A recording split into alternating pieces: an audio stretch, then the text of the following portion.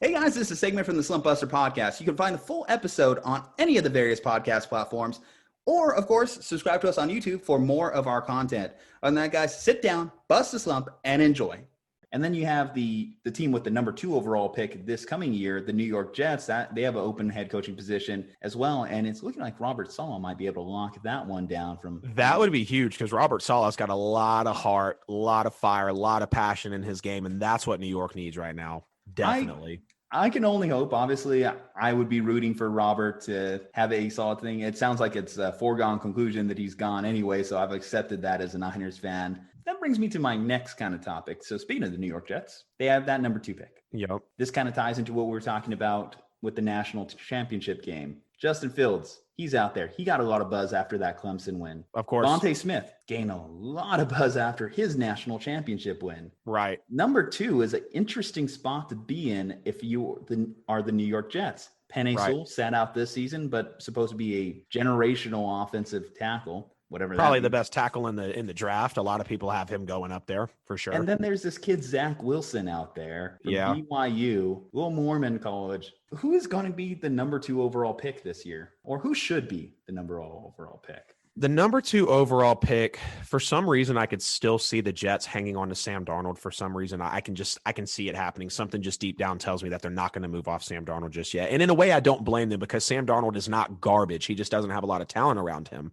If you definitely want to talk about what the Jets could need at the number 2 pick, I mean, it's kind of an embarrassment of riches at this point. You know, you could go quarterback, you could go tackle, you could go wide receiver. Off the top of my head, I would recommend drafting Devonta Smith if he's still there, which if you're at the 2 pick, Trevor Lawrence is going to be 1. So go ahead and grab Devonta Smith, and here's why. You know, you look at, not having Brashad Perriman necessarily there in New York as well as you wanted him to be, and just the overall receiving core with the Jets isn't something that's super strong for them. And, people have always talked about Sam Darnold potentially not having that talent. And I remember when Brashad Perriman went to the New York Jets, and I was thinking, this guy, like Sam Darnold, could maybe have a decent year. He's finally got what feels like a number 1 wide receiver 1 at his disposal. But if you bring in a guy like Devonta Smith, he might be a rookie, but look at Justin Jefferson, look at CeeDee Lamb, look at all the rookie receivers, Henry Ruggs in the NFL that were just balling this year, man. I mean, even rookie tight ends, they're getting their touches. They're able to play well. But if you could bring in Devonta Smith, if you have Robert Saleh as your head coach in New York, that's going to bring all the fire and passion you need just right there at the core of your players. But then if you can bring in an explosive guy like Devonta Smith, who is probably going to go off for 1,100 yards as a rookie, maybe catch double-digit touchdowns. I might be reaching there because he was a beast in college, and obviously you got to adjust to the game in the NFL. But I would definitely recommend taking Devonta Smith at 2. And if you don't take him, definitely go for Justin Fields, the quarterback out of Ohio State. But I just, like I said, and I saw you kind of agree with me, I don't see New York moving off Sam Darnold just yet. So I would say Devonta Smith is a safe pick, or go for a tackle as well.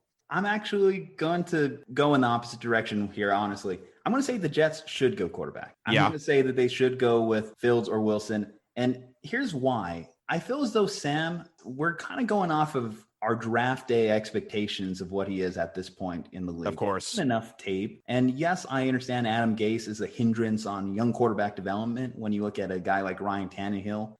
Yes, I understand. Even in college, Sam was with a coach who literally got fired in a head coaching meeting for showing up drunk, Ugh.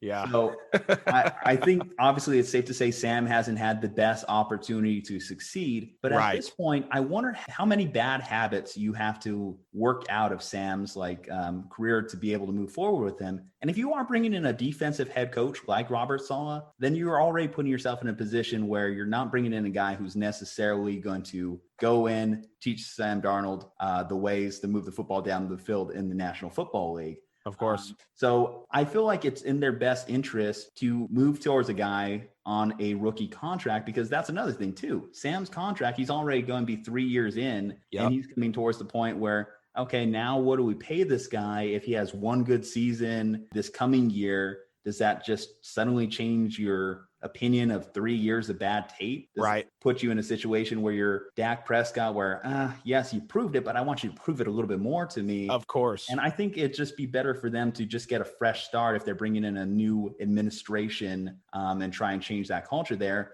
And then when I look at guys like Justin Fields, that win alone against Clemson was very telling to me. Yes, I can't completely throw out the book on the Northwestern game or the Alabama loss itself, but his highs in college definitely even look better than even Sam Darnold's highs back in college. Definitely. Sam Darnold's Definitely, biggest man. prize, at this point in the pro game. Like, what is Sam Darnold's signature win in the pros or is at the college level? Right. I can't name a signature win. Exactly. At all. A signature game. Well, the only game that comes to mind maybe is his rookie year. I know he threw 4 touchdowns against the Packers and what was kind of a down year for them. Yeah. The Packers, you talking about the Packers when Aaron Rodgers wasn't healthy a couple years ago, like the 6-10 Packers? Exactly. And and they still lost that game.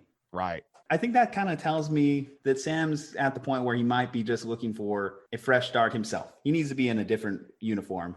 Some people have said Sam Darnold to the Steelers. Juju's called for it, being a USC guy. Sam Darnold's a USC guy, right, if I'm not mistaken? Yeah, but Juju's also a free agent. And right. I think the Steelers might be a little bit reluctant to... He's going to be TikToking somewhere else, man.